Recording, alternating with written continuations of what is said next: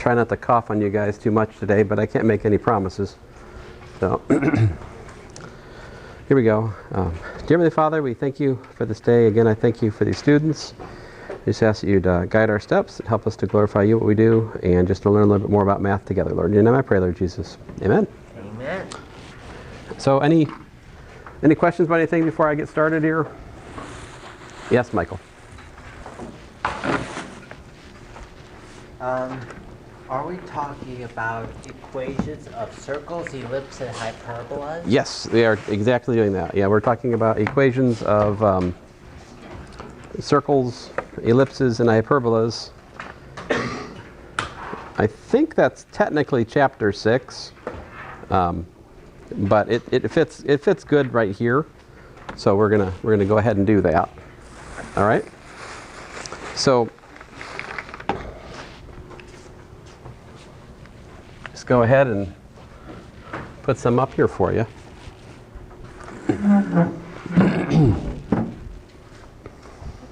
Yep. I have a question about one of the mission problems. Sure. So problem 5 it's an inequality, but there's like 3 different equations. So would you just solve them like by doing them 2 different times? Just a second. Let me look that up for you. All right. So I've got too many windows open, you know. Let's see here. So you said problem 5 in mission 1? Okay.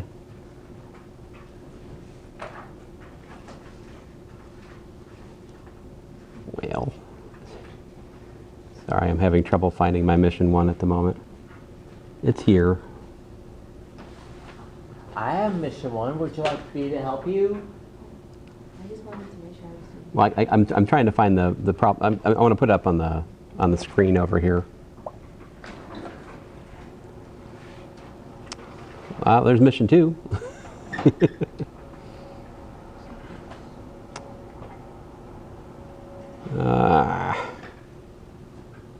I will eventually find it.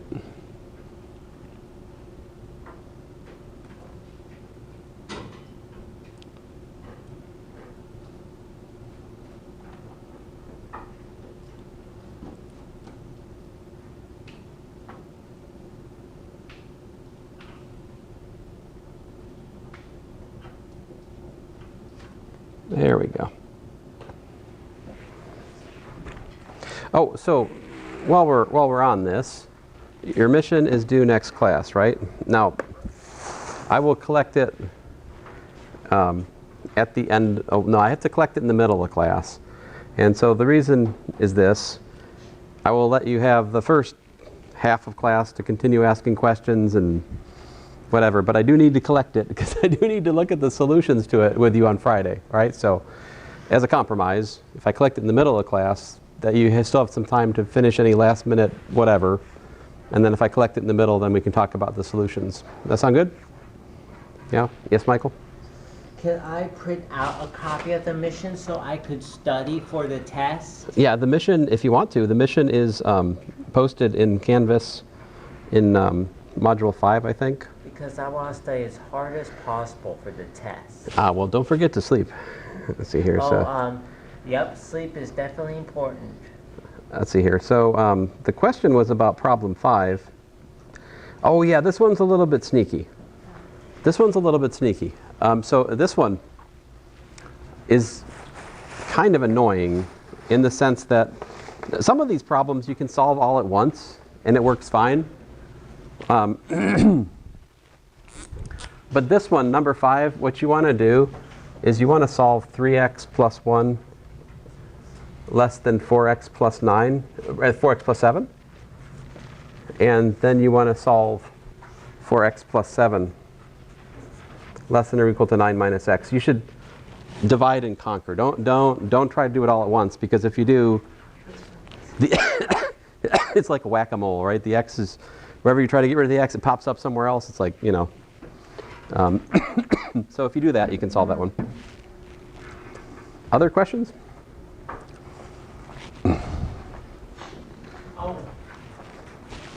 Yes, Michael? Will there all be different questions on the test than those on the missions, or are some going to be the same?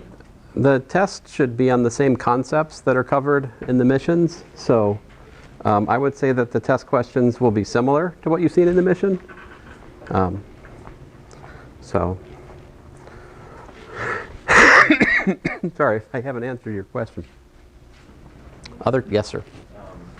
I'm like super confused on how to do problem 25. Now 25, as I said, is in the video that I sent you guys a link to last Wednesday, but I'm happy to show you guys how to do it here today. So let's do it. All right. I've already wrote the problem down with the tutoring at Professor Cook. Oh, very good. So you guys help me out. F of x equals to what? This one? X cubed minus 12x squared minus 79x. I can't remember anything. Minus 12x squared. Help me out. Minus 7. X3 minus 12 minus 79 minus 102. Minus 102. All right. And you're given, what do I give you? So you have f of minus 3 equals to 0, is that right? That's given, correct? So what does that mean? What did we learn last time? The factor theorem, right? So what does the factor theorem say? It says if you know f of minus 3 is 0, that means x plus 3 is a factor. So we can factor out x plus 3 here. You're a sad, sad marker. This is a new marker. Does that look like a new marker? It's important to put the cap on when you do that, I've found. There we go. It's a little better. Now, I will do the easy part. There has to be an x squared here, right? What has to be the constant term? 3 times what gives me minus 102? Mm-hmm. Negative. Negative 1. 3 times gives me things. Yeah, negative 34 is what we want here, right? So that's 102 divided by 3 is what that was. Okay? So then what? Well, there's a middle term, right? Yes. Now, on this kind of problem, I can't just look at it and go, the middle term is blah. Like, it's too difficult, right? So in this kind of situation, a good move is to just introduce a variable, bx. See, bx, I don't know what b is. Not yet. If I could figure that out, then I would have factored, right? So how do you figure out what b is? Well, here, what we could do... Do long division. We're not allowed to know about that yet. That's a secret. That was our secret. Dang it. Yeah, it's okay. So I will teach long division after test 1, which of course, truthfully, Michael's right. That's the right way to do it. But for the moment, since we don't know that yet, what we do is multiply it out. And then equate coefficients. So multiplying this out was a give you. So here I'll multiply, all right? X times x squared plus bx minus 34 plus 3 times x squared plus bx minus 34. All right. What do we have? We've got x cubed.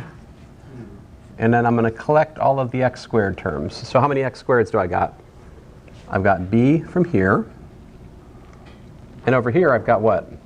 3. b plus 3 x squared. Hey, I didn't tell you to stop.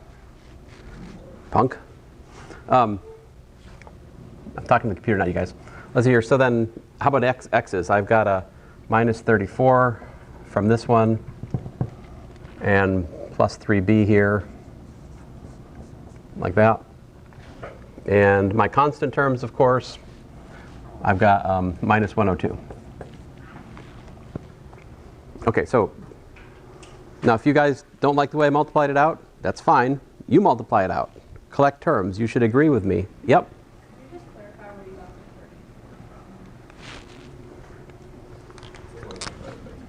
the 102. 102 divided by 3 is where that's you want minus 102 to equal something times 3, right? So then the something has to be 102 divided by minus 3. That's the logic. All right, so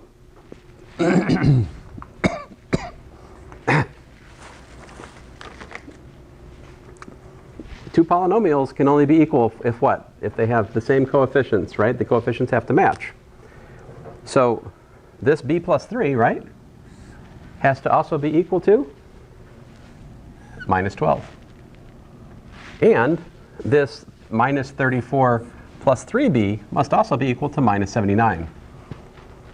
See, the fact that we have to make both of those things happen at the same time is why I couldn't just rattle off what b should be at the start of all this. All right?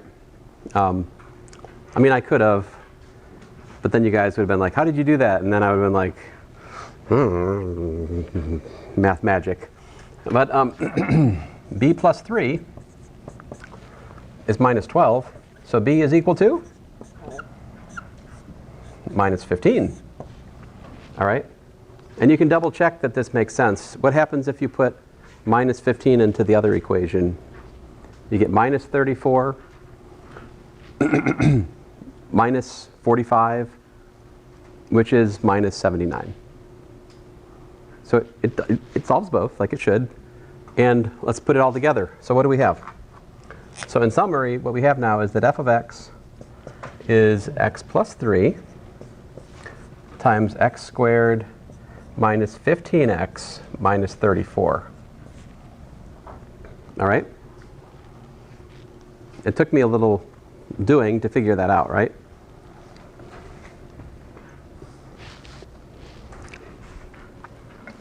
That better? Are we done? The instruction said what? Completely factor over the reals, right? Can you factor that?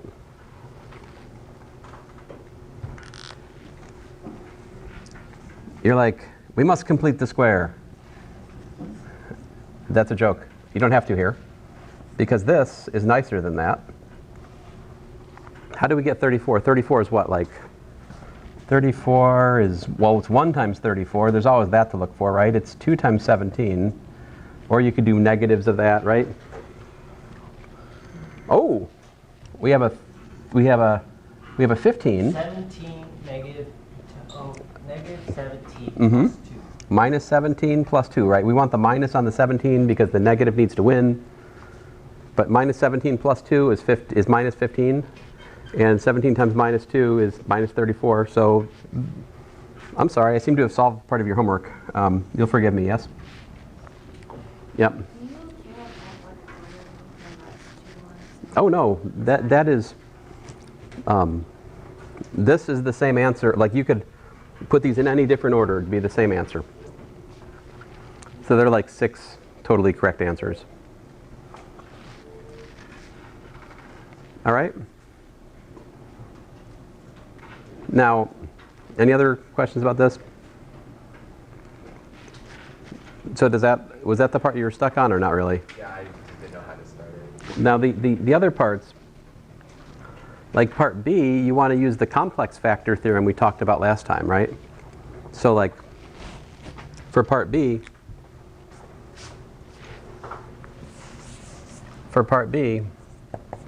because you've got, your constant, your solution is, what was it? Negative 2 plus I root 3. So that means that I look at I've got alpha equals to minus 2, and I've got my beta equals to the square root of 3. My complex factor theorem said I have x minus alpha squared plus beta squared as a factor. Excuse me. So that's, thank you, x plus 2 quantity squared plus 3. So in other words, for part B, you should be looking for x squared plus 4x plus 4 plus 3, also known as x squared plus 4x plus 7. See, that should be a factor for part B. In other words, you can write x cubed plus 5x squared plus 7x plus 11x plus 7 as that quadratic, x squared plus 4x plus 7 times something. All right? So there's a hint for part B. I'm not going to work it all out because we do have other things to cover today. So, all right? But that's half of it. Like you can factor this out. So you will not, for this one, you will not need to do like the introduce. See, this B here, where'd that come from? I just made that up, right? I made that up as a device to guide us through how to factor. You don't always need to do that, right? Like I didn't need to do it to figure out the x squared or the minus 34. You could just see those. So it goes with part B. Part B, it's going to be easier. All right, I will shut up then. Let's go on here. Hold on. Okay.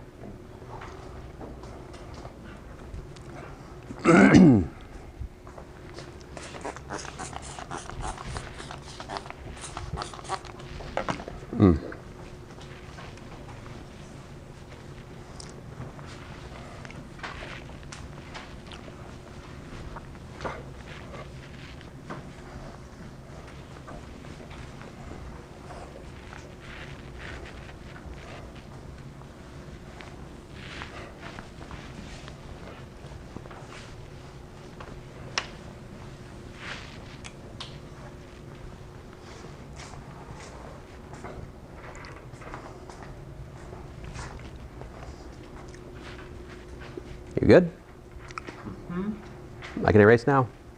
Oh, Yep.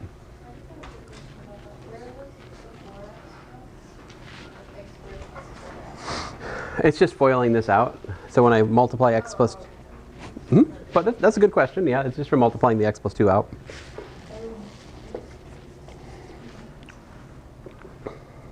You see why it's plus 2 rather than minus 2? Because minus a minus gives me a plus, right?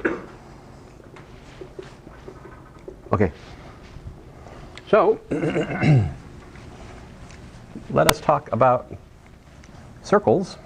but excuse me, Yep. what about an f of x squared plus 5x squared plus 11x plus 7? You forgot on B. Oh yeah, I'm just giving a hint for part B. I'm not finishing it. I'm just telling what I wrote down is something you can factor out of that. But you have to do the rest of the problem. Answer is x squared plus 4x plus 7. Times something. I haven't finished the problem. I've just told you that that's a factor. It's all. Dang it. I guess I'll have to figure it out myself. That is true. Sorry, I will eventually stop coughing. So, ellipses. But thanks for the useful tip. I hope so. Ellipses, hyperbolas,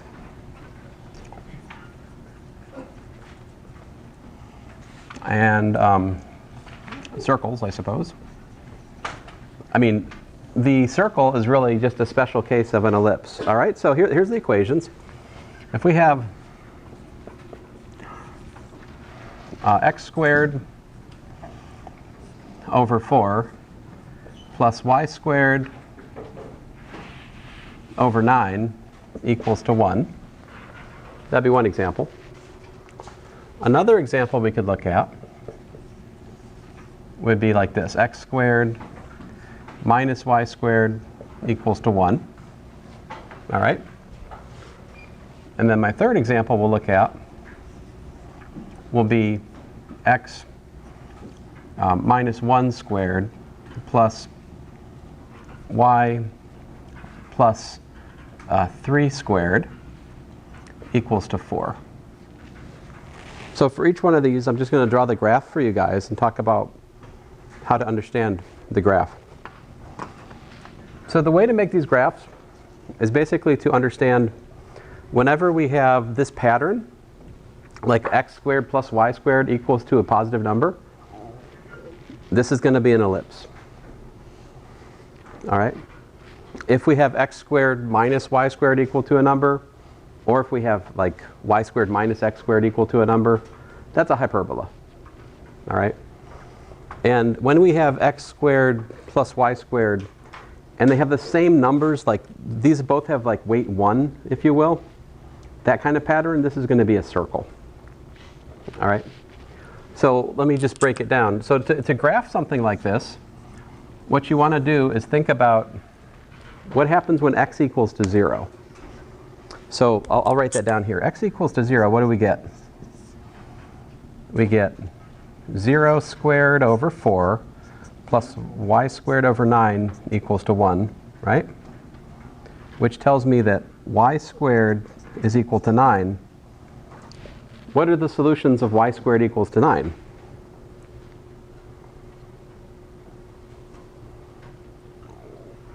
Yep.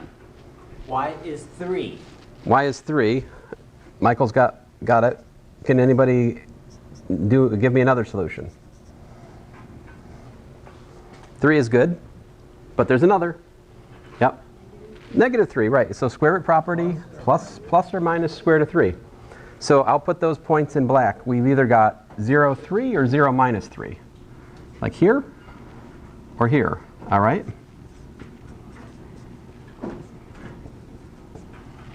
Then what about y equals to 0? What happens with y equals to 0? Well, y equals to 0 gives me x squared over 4 equals to 1. Because the y is gone, right? Which then tells me x squared is equal to 4. What's that tell me? X is equal to? What? Square root property. We get plus or minus the square root of 4, also known as plus or minus 2. So that shows me that the intersection of this curve and the x-axis happens at 2 points, namely 0, 2 and 0, minus 2. If you can find these 4 points on your ellipse, you pretty much have it pinned down.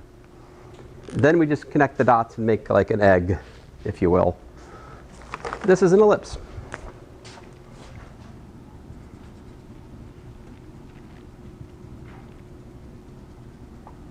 Now some people would say this is an ellipse that has radius 3 and radius 2. Like an ellipse is like a circle with 2 different radii. Right? I don't think your book uses that terminology, but my brother's a math professor, that's what he says. So, Wow. I know. Got to trust my brother, right? Now, this other one is a hyperbola. So if we graph this guy, here's my y, here's my x. What happens when we put in x equals to 0? We get minus y squared equals to 1. Is there any real solution to minus y squared equals to 1? Yeah? I think -1 parentheses, just y equals 1 because Well- parentheses, Mhm. 1, if you square root it, equals to a positive. But we can't have a solution there, Michael, because if I put in 1, I get minus 1 equals to 1. For example, if I put minus 1 in there, I get minus 1. -1. Yeah, but minus 1 gets squared, so it's still minus 1 equals to 1. Like there's no real solution to this. No So- solution. No real solution. Yeah, I mean, if you want, we could do like this. This is y is equal to minus 1, y squared equals to minus 1. So y would be plus or minus the square root of minus 1. The solutions to this are actually plus or minus I. Like the solutions are complex, which means that graphically speaking, that's not something we graph. So what does this all mean? What does this mean? So the curve does not intersect the x equals to 0. What is x equals to 0 in more plain language? Is it the y-axis? Is it the x-axis? What is x equal to 0? That's think about it, it's the y-axis. The y-axis is where x is equal to 0. Okay? So this hyperbola does not intersect the y-axis. How about when we look at y equal to 0? If we look at y equals to 0, this equation becomes x squared minus 0 squared, right, equals to 1. So we just get x squared equals to 1, which gives me solutions x equals to plus or minus 1. So, oh, okay, so when y is equal to 0, we have plus or minus 1. Here and here, let's say. Now, whenever you have a hyperbola, there's something else that's helpful to graph, which are called asymptotes.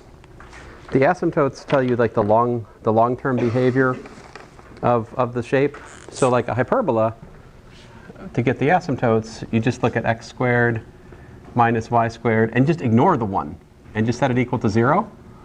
This gives me y squared equals to x squared, which gives me y is plus or minus x. These are the asymptotes. So the asymptotes are just these. They're dotted lines. So like, you guys remember vertical asymptote from your previous class? Maybe, I don't know. Depends on where you guys got to. Maybe high school? Remember graphing? You had these vertical asymptotes. They're like lines that your graph wouldn't cross. They kind of get close to it, but didn't cross it. Those things, remember those? These are like that. The hyperbola doesn't pass them, but it like approaches them. They're kind of like an envelope for where it can go, if you will. Rails. You can't. Okay, so anyway, long story short, the hyperbola looks like this.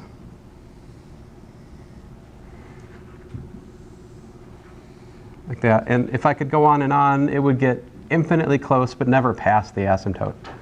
So this is what I would call a sideways opening hyperbola, or I might say a horizontally opening hyperbola. There also are hyperbolas which open vertically, all right? Like this example, if instead of putting x squared minus y squared, if I had instead put y squared minus x squared, it's pretty much the same shape with the roles of x and y reversed, which would be a hyperbola which opens up and down instead of left and right, for example.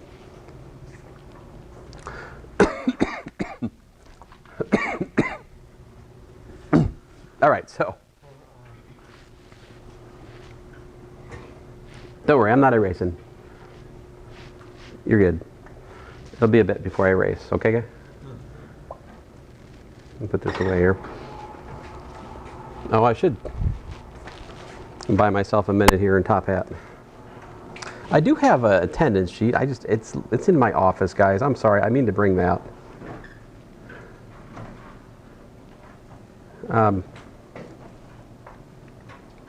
So can you guys, I want you to look at example 3 and think about what does that equation say?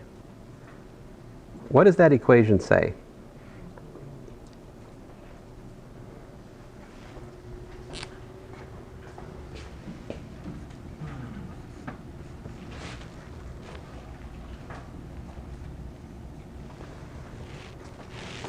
Do you guys remember the distance formula?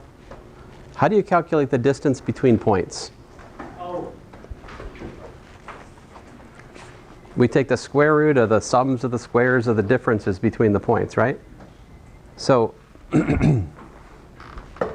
if you look at that formula, if your eyes work better than mine, if you can actually read it. Oh, here I can. Come in, focus again. Woohoo! This right here is literally the distance from x comma y to what point?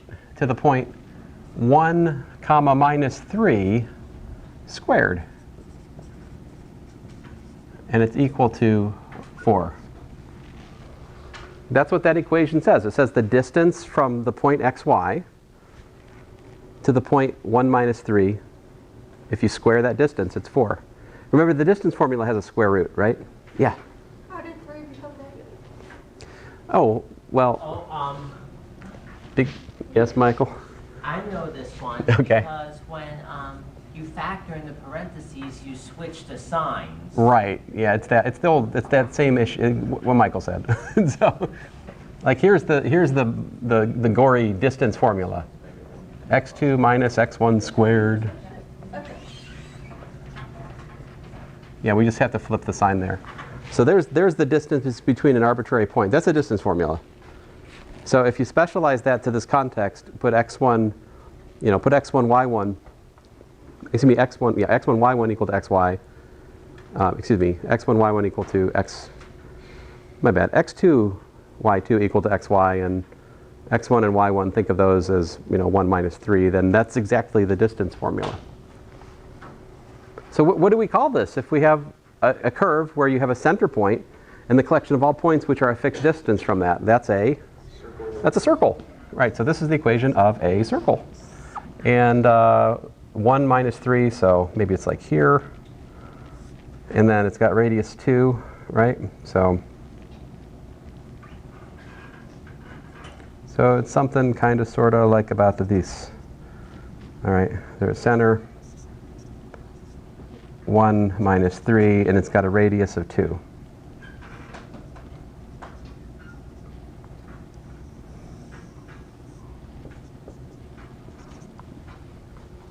All right. Does that seem simple enough? So these are the 3 new graphs that we want to be aware of. Ellipses, hyperbolas, circles. All right? So now they don't always come nicely packaged like this. Sometimes you have to do some algebra to figure it out. So how about this one? X squared plus 10x plus y squared minus 16y equals to 0. The challenge here is to tell me what curve that is. Can we figure out what curve that is?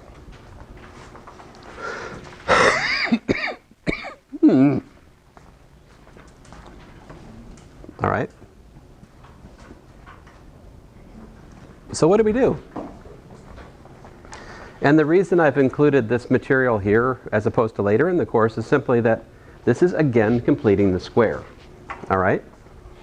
So we complete the square, but now we complete the square not once, but twice. So we complete the square on x. We get x plus 5 squared minus 25.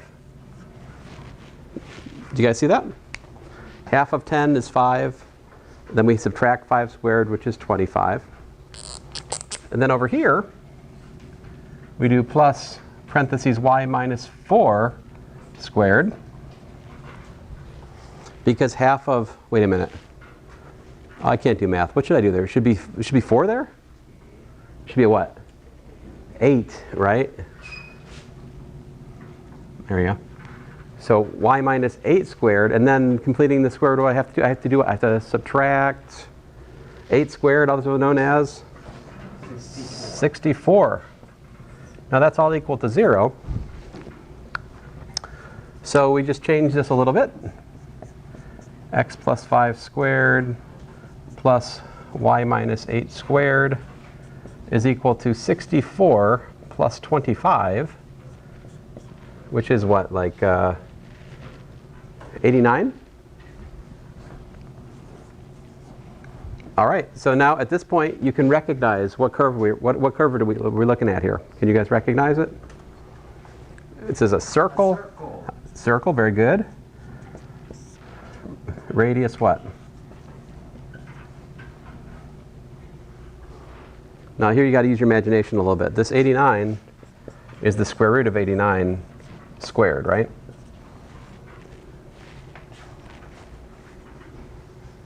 So the radius, excuse me, r, is the square root of 89, which isn't anything particularly nice, just it is what it is.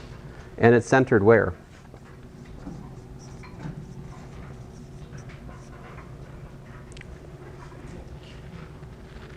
Anybody? Where is it center? -5, +8, that's right.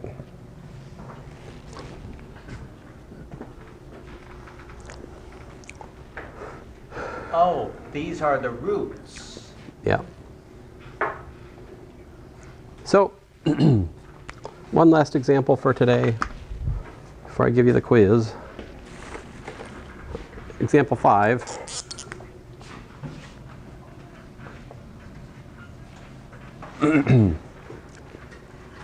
So we've talked about intersections of lines, right?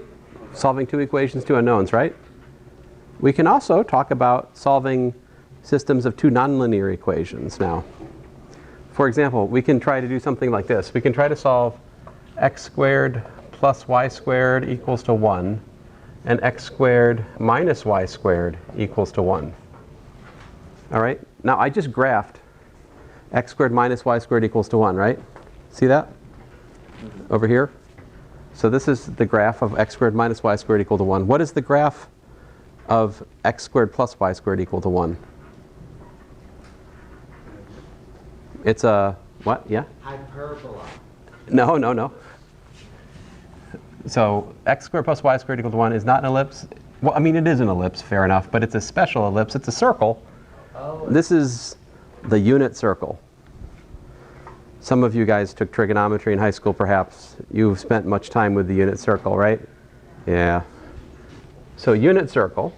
The hyperbola, on the other hand, looks like what? It looks like this, right? So what we expect that the algebra should show us there are two solutions to this problem. All right? If we do algebra, we should find two solutions. I can see that graphically here. Because the solution is where both equations are true. So how would you solve those two equations at once?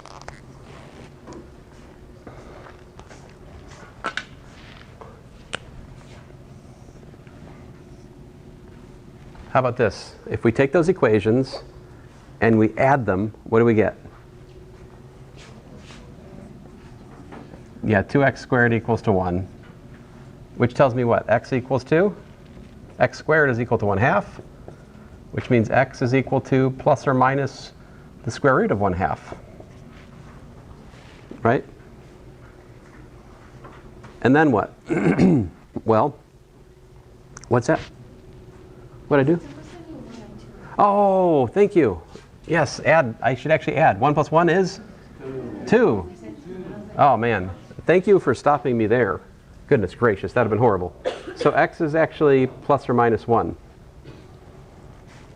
Now, if x is plus or minus 1, what does y equal to? So I got to take that, and I got to plug it into like the first equation, right? So I get 1 plus or minus 1 squared, right? Plus y squared equals to 1. Also known as 1 plus y squared equals to 1. So I get y squared is equal to 0. The same thing happens if you plug x is plus or minus 1 into the other equation. Again, you get y is equal to 0. Okay, fine, you get minus y squared is equal to 0, but you get y equals to 0. So this tells me y is equal to 0. So what are my solutions? Solutions are 1, 0, and minus 1, 0. Now, is that surprising? I hope it's not surprising, because graphically, those are exactly the points where you have intersection between the hyperbola and the circle. Now, does it have to look like this? Well, how would this problem have turned out different if maybe instead of looking at the radius 1 circle, I'd looked at like the radius 2 circle? What would that have happened? Hypothetically, if I was to kind of extend this example. What if I did radius 2? What would that look like? That would look like this, right?